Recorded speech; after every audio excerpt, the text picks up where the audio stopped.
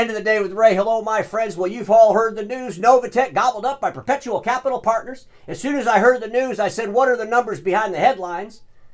Because headlines without numbers regarding acquisitions and mergers, it's probably all a bunch of hype.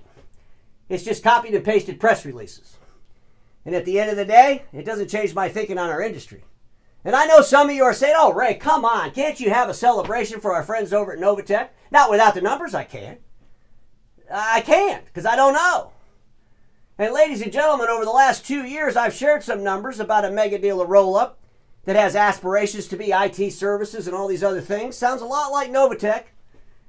And that company's called Visual Edge IT, and they happen to be owned by a BDC lender, Ares Capital, which is a publicly traded company. And I get to look at how the relationship's going between Visual Edge IT and Ares Capital every single quarter on the 10Q.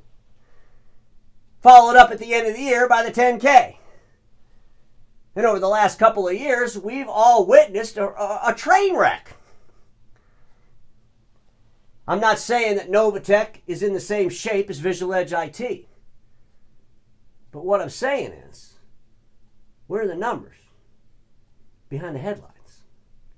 And I get it, even if more analysts and media ask NOVATECH or any of these other mega dealer roll-ups backed by private equity what their numbers are, they're not going to tell them. They don't have to. They're private. But maybe if more folks asked them what the numbers are, they would just stop showing up, telling everybody how great they're doing. They would just leave it alone. And then the industry's actors could use their own judgments. Without the numbers, it's just hype. On the gigantic Sharp Interactive board, I have two states of mind, right? What we thought would happen, what actually happened. Between that, there's an arrow going down to a space called delusion. Underneath that, it says programs based in fictional strategies. I believe a lot of our industry is still in programs based in fictional strategies.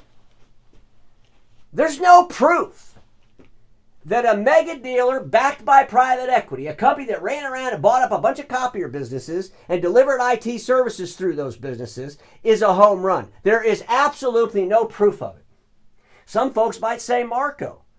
You know, Marco's been in the hands of Norwest Equity Partners since 2015.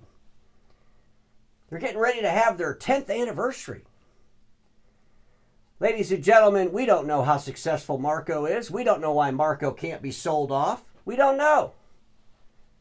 Because they don't share the numbers. But we do know what's going on at Visual Edge. We know what actually happened with Visual Edge. Right? We all know it. It's folded right in front of us. But there's a lot of folks, they get together with these mega dealers. And they sit in this landscape. I believe it's delusion. Thinking about what could happen. Wow, we're going to get 20 times multiple. We're all going to be billionaires. We're going to be the next Facebook. Hopefully you're not thinking that. We saw the press releases copied and pasted by our industry's media. And I just love saying this because that's really all they do. I came up with a new logo for them, a parrot that's about ready to hit copy and paste. Crazy stuff, isn't it? I go to Perpetual Capital's website, and I will say this about them, and I copied and pasted this, so I have to go to different slides. But, you know, when I looked at their website, and they even say this, they're a small company. They're a small private equity group. They're a lot like Oval Partners. Not a lot. They kind of are just like Oval Partners. They're like a holding company. But there's a couple things that I found interesting about this website. First of all, NOVATECH, the first thing you could do for your new owners is build them a website, because this one's pretty elementary.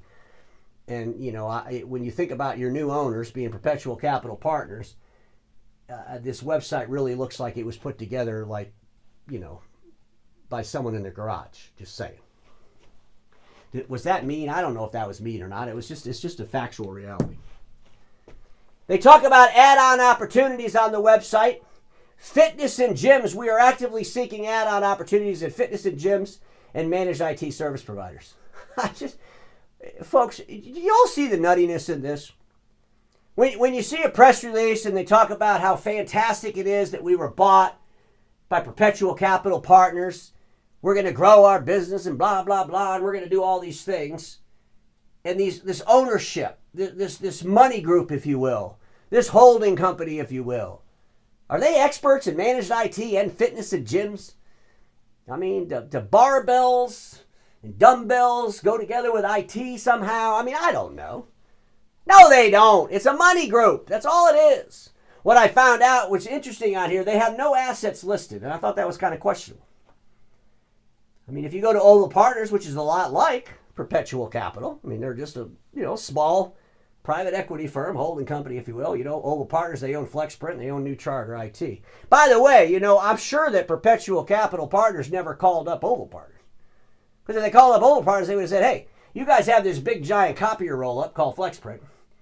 And you also have a big roll-up around IT services called New Charter. How come you didn't do all that as one?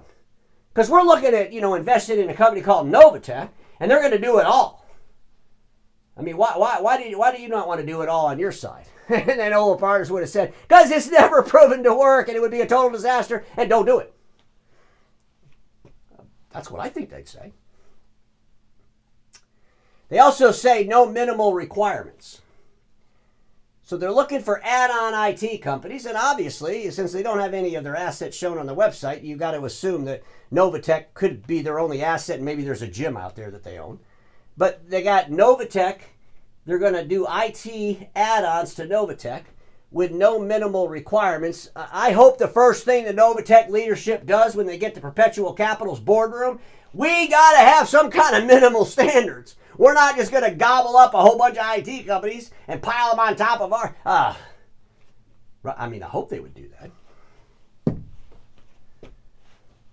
We saw the press release, and I just want to read this. We are thrilled to join Perpetual Capital. Their investment is a testament to the strength of our business and team.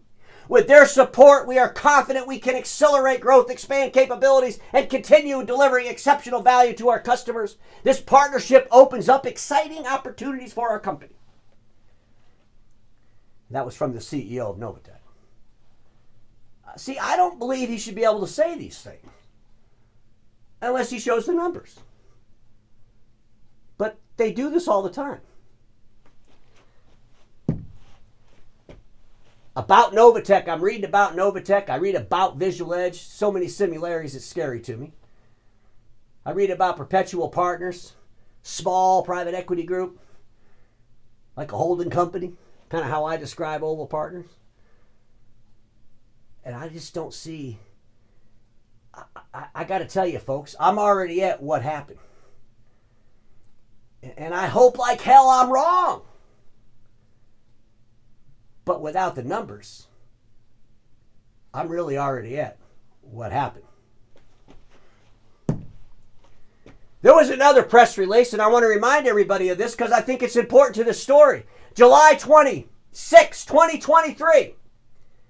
Our industry was so excited to copy and paste the press release from Visual Edge IT talking about Insignia Capital and funds from Ares Capital, putting $40 million into Visual Edge. Oh my God, this is fantastic news. It means that Visual Edge is successful. It's a testament to their success and their market strategies. This was in July of 2023. Ladies and gentlemen, you've seen the 10Qs and 10Ks.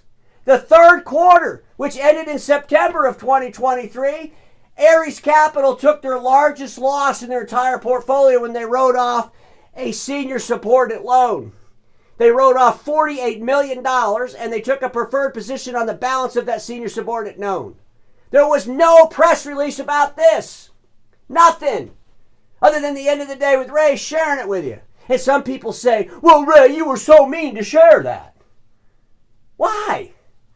How is it news that they got a first out lender involved with them in 2023 in July, but it's not news that in the end of September, their BDC lender wrote off $48 million as they wiped out a loan that sat in non-accrual for over a year. Ladies and gentlemen, I've talked about this numerous times, the value of the stock, the preferred position, has been wiped out by over $5 million since the end of December of 2023. There was one press release when this happened. It was nowhere in our industry. Except here, on the end of the day with Ray on my gigantic, sharp, interactive board, a press release from the BDC credit reporter talking about this. Ladies and gentlemen, our industry doesn't need to just live in some fantasy world. We need to balance the hype with the reality.